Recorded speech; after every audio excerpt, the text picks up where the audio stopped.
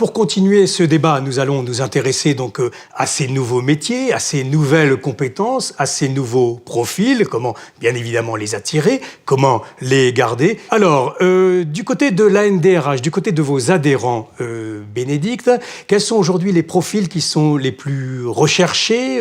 Est-ce facile ou difficile de les retrouver, hein? Bon, il y a les data officers, hein, bien évidemment, il y a les data scientists, il y a les UX analystes, hein, vous savez, ceux qui font des sites ou des applications les plus ergonomiques possibles. Il y a aussi ceux qui sont spécialisés dans l'intelligence augmentée, ceux qui sont des ingénieurs en virtualisation. Bref, beaucoup de nouveaux métiers, beaucoup de profils que recherchent les entreprises.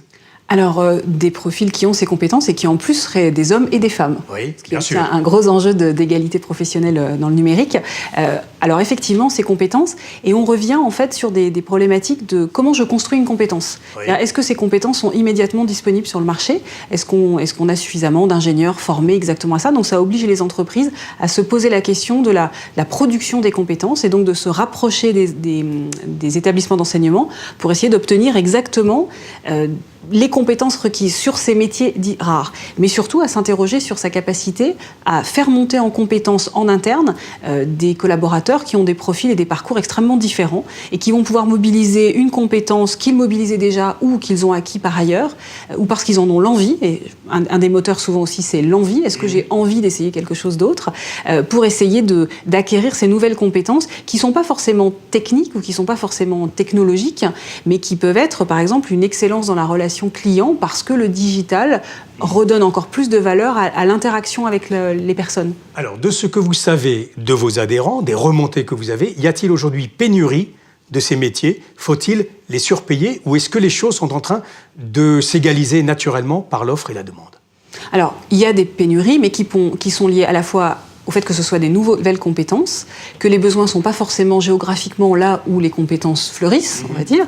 Donc il y a ce sujet, qu'il y a des domaines qui en ont besoin et qui ne sont pas forcément visibles sur le marché. La question de la marque employeur, c'est-à-dire je suis une entreprise qui est très connue pour ses produits dans un domaine, mais je peux aussi avoir besoin en back-office de compétences pour lesquelles les jeunes diplômés ne vont pas avoir le premier réflexe. Donc il faut travailler sur sa marque employeur.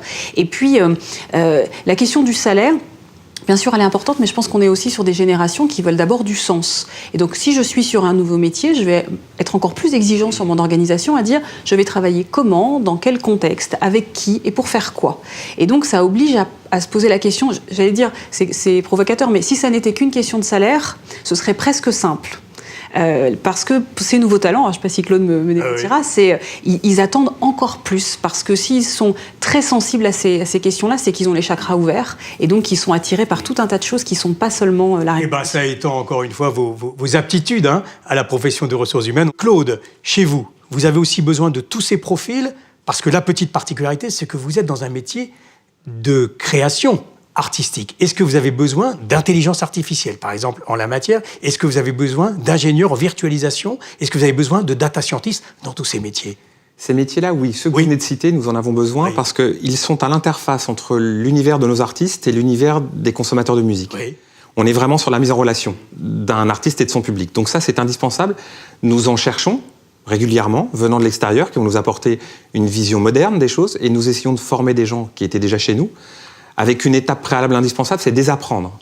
Pour embrasser ce nouveau monde des nouvelles technologies, il faut savoir désapprendre ce qu'on a fait auparavant, à la fois en termes de savoir et de savoir-faire. Il y a un énorme enjeu sur cette problématique des nouveaux métiers, Bénédicte l'a souligné, c'est la dimension du savoir-être. On cherche plutôt à constituer une entreprise où nous serons tous uniques ensemble, plutôt que tous pareils.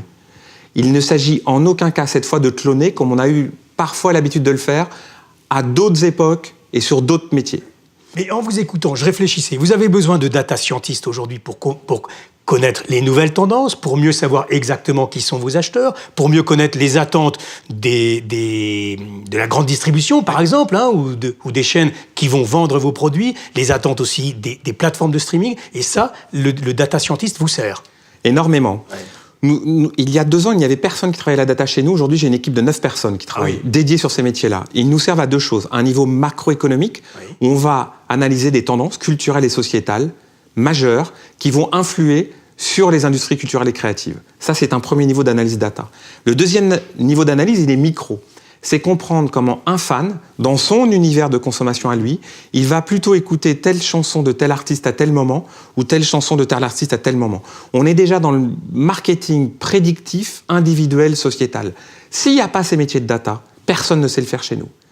L'importance, le facteur clé de succès, c'est qu'une fois qu'ils ont fait ces analyses-là, ces nouveaux métiers, ils puissent la partager et raconter une histoire autour à nos artistes, à nos collaborateurs plus traditionnels, et puis évidemment, une chose extrêmement importante dans notre univers, c'est aux médias. C'est raconter une histoire aux médias. Absolument. C'est le niveau micro. Oui. Sans cette expertise data, l'industrie musicale ferait comme elle faisait il y a 50 ans. On sort un album, on le passe sur toutes les radios de France et de Navarre, une jolie émission à 20h à la télé et c'est fini. Cette dimension, cet aspect quand même de la destruction des emplois, alors il y en a qui parlent de destruction créative, hein. Vous le disiez, Bénédicte, dans votre rapport sur l'automatisation et la digitalisation des emplois et donc les conséquences pour les emplois, certains estiment que c'est un métier sur 2 qui va disparaître. Je ne sais pas si vous avez vu ce rapport de l'Institut Sapiens, 5 métiers vont disparaître probablement, les caissiers, les employés de banque et d'assurance, notamment les secrétaires, les comptables, etc.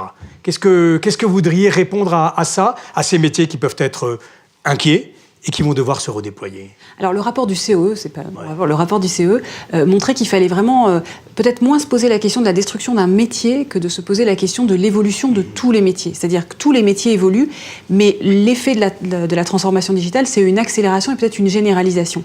Sur des métiers qui, pour certains, n'avaient pas eu de transition rapide depuis assez longtemps. Et les métiers auxquels vous faites référence le sont. Mais la bonne nouvelle, c'est qu'il y a aussi des changements profonds qui peuvent renouveler des métiers. Par exemple, lors de la dernière édition du prix du DRH numérique, nous avons récompensé Paris Habitat, qui, d'une certaine façon, aide ces gardiens d'immeubles à être des gardiens augmentés, avec une solution qui leur permet de prendre en compte la réalité de leur métier, qui est d'être en déplacement, d'avoir des attentes clients dans l'immédiat, d'avoir des tâches multiples à gérer. Et en fait, oui, ces métiers vont être complètement transformés si on considère qu'on les compare à ce qu'ils étaient il y a 10 ans ou ce qu'ils étaient il y a 20 ans. Mais concrètement, il n'y a pas beaucoup de métiers qui n'ont pas beaucoup changé, qui n'utilisent pas de mail, il y en a encore évidemment beaucoup, mais donc la question, elle est plutôt qu'est-ce qui change dans un métier et comment anticiper ceux qui vont beaucoup changer.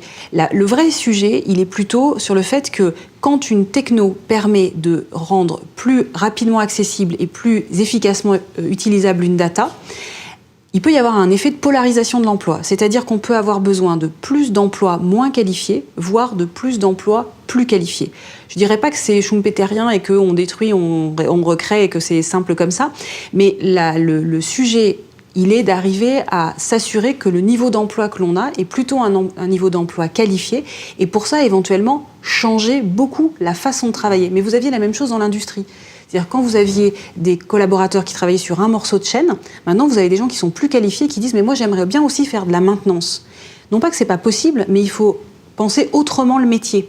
Donc ce qui est un travail pour la RH, c'est d'arriver à identifier l'interaction entre ce qu'apporte la technologie qui enrichit le métier, ce que ça change dans le geste professionnel, mais aussi dans l'identité professionnelle. Parce que ce que j'estimais très important dans mon métier, si c'est exactement ce que la techno remplace, il faut que je m'imagine autrement, en me disant comment, si je suis par exemple journaliste, si j'ai pas un caméraman derrière moi, est-ce que je me sens toujours journaliste ? Probablement oui.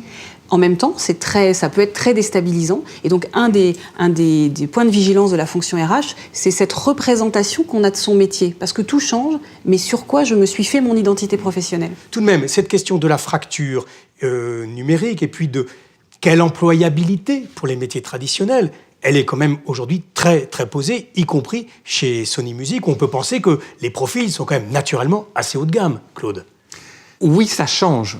Somme toute, indiscutablement, vous avez raison, il y a des métiers qui changent, nos métiers de commerce ont changé. Il s'agissait, il y a 10 ans, de vendre des CD dans les grandes surfaces, et aujourd'hui, il faut parler aux plateformes de streaming.